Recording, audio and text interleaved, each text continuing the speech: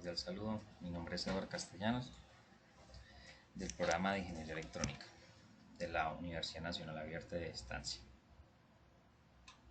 Este video es para sustentar la fase 5 del curso de Electrónica de Potencia. Mi sustentación es diseño de un inversor SPWM desarrollado como proyecto del curso. ¿Listo? Entonces aquí tengo un resumen de todo lo que se va a desarrollar. Aquí tengo una introducción. La introducción pues hace parte de todas las fases anteriores que vimos, la fase 1, la 2 y la 3, y también entra la parte práctica. Entonces, marco teórico, tenemos la fase 1, marco teórico de la fase 2 y la fase 3. ¿Qué metodología utilizamos? Entonces, la estrategia de aprendizaje del curso es el enfoque utilizado para facilitar y mejorar el proceso de adquisición de conocimientos, en este caso de nosotros los estudiantes. En el diagrama de flujo que verán a continuación se podrá evidenciar el diseño del inversor SPWM conformado por dos etapas, ¿no? Entonces, en estas dos etapas tenemos la etapa de control y la etapa de potencia, ¿no? La primera fase, que es la etapa de control, que pues ya nosotros lo habíamos visto. Entonces, esta etapa de control está compuesta por los parámetros de señal sinusoidal, como la frecuencia de modulación, la amplitud, modulación de la frecuencia, el voltaje pico-pico y generador de señal triangular. ¿Listo? ¿Qué pasa? Pues por dos amplificadores operacionales, ellos comparan la señal tanto seno A, seno B y con la triangular. Después pasa por un amplificador operacional como diferenciador de los amplificadores comparadores. Y entonces esto se obtiene una salida que es la THD de la señal SPWM. La segunda parte del diagrama de flujo es la etapa de potencia. Se inicia y se toma la señal SPWM que se tuvo de acá, de la primera fase. Esa señal pasa por dos drivers. A su vez, esos drivers a la salida llega un driver, se va hacia se va hacia dos MOSFET y el driver se va hacia los otros dos MOSFET. A su vez, estos MOSFET conforman un puente H. Pues ese puente H tiene una salida negativa y una positiva que se van al transformador. Ese transformador está conformado por un filtro pasabaja.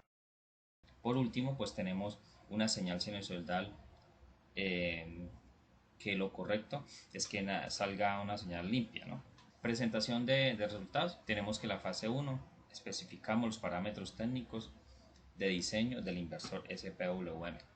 En la tabla 1, parámetros de diseño del inversor SPWM. En base a esta tabla es que vamos a empezar a trabajar el diseño.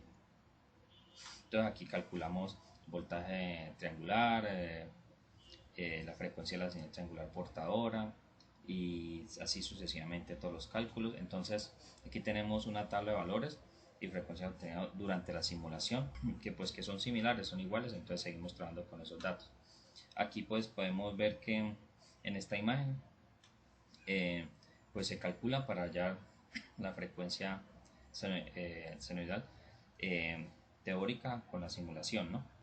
También igual los cálculos para la señal triangular, que es la que tenemos en esta imagen. Entonces tenemos un esquema de la etapa de control unipolar o bipolar del inversor SPWM, que está construida en 4 etapas, ¿no? Tenemos la primera etapa.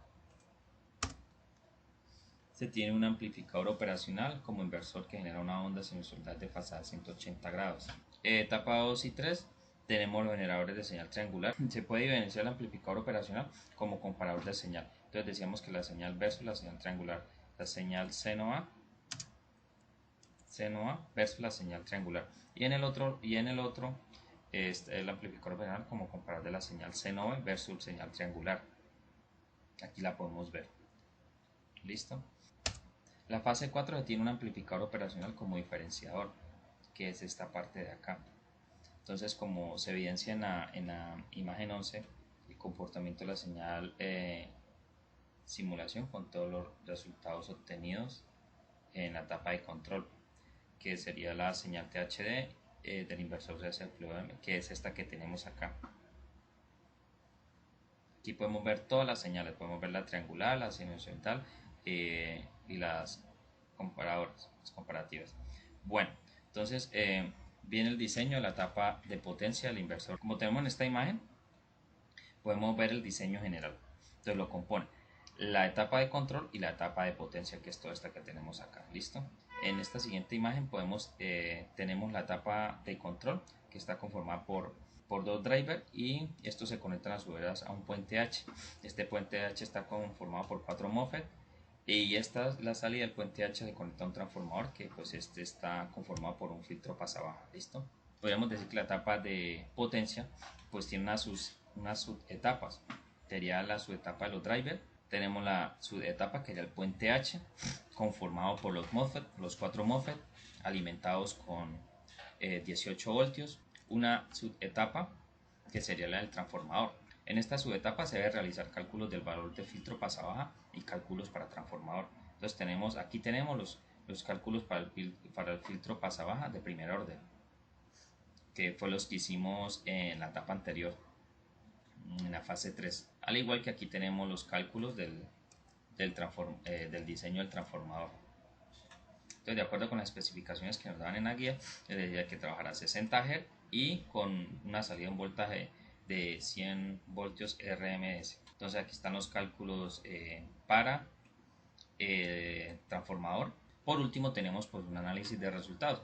Entonces, como podemos ver, a la salida tenemos los 60 Hz que nos estaban pidiendo, una señal sinusoidal pues digamos que muy clara, muy limpia, sin mucha distorsión, y unos cálculos para verificar que eso sí haya estado bien. Entonces aquí como tenemos 103 voltios RMS a la salida, y aquí podemos verificar que sí estamos usando 60 Hz según los cálculos. Pues como conclusión, para no alargar el video, lo que hice fue tomar las conclusiones de todas las etapas, eh, condensarlas digamos que en esta última entrega, y pues presentarla. Esto es todo y muchas gracias por su atención.